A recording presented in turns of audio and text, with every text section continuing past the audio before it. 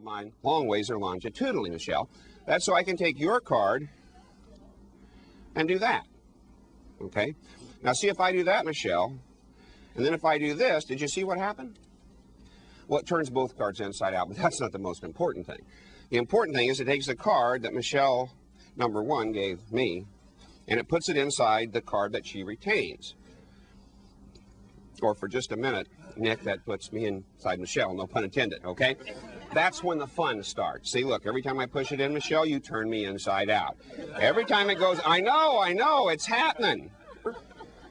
So that the inside is on the inside, and there's no question about that.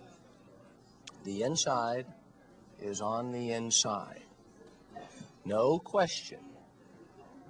But if I use magic, watch as the inside comes to the outside, turning over while it was inside the center of the bill.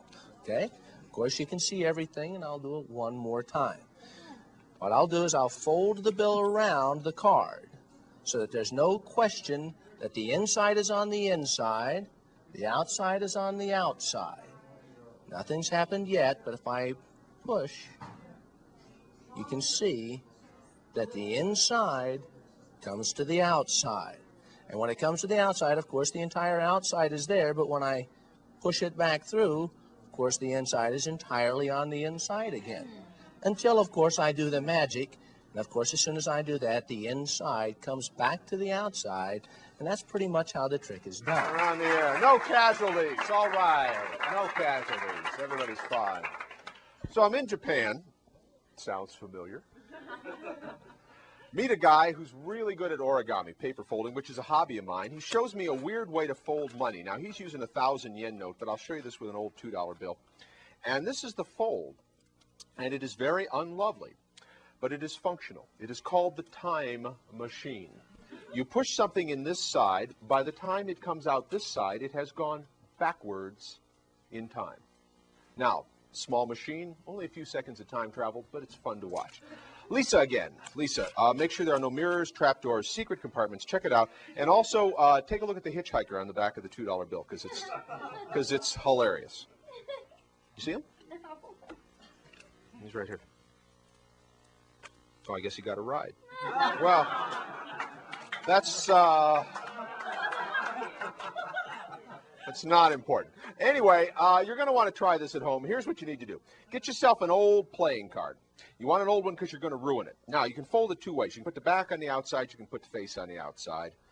But let's put with the face on the outside. And at about 25 minutes till 11 o'clock in the morning, the Jack of Diamonds is folded face out. Here's how this works so you can try this at home.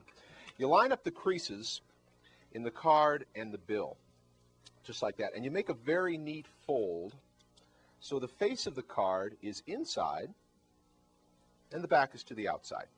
Lisa, hold up your right thumb. Very good. Now, I want you to give a very slow, gentle push on the end of the card. The slow part is for your benefit, not mine. So I want you to appreciate how strange this is when it happens. Give us a slow push. You see, as the Jack goes through the time machine, he goes back into the past a few seconds, back to when the face of the card was folded on the outside. Oh. Well, you might imagine that the victim would be inserted into the device. No, the device is inserted into the victim. Much more painful, and it is pushed against the very spine.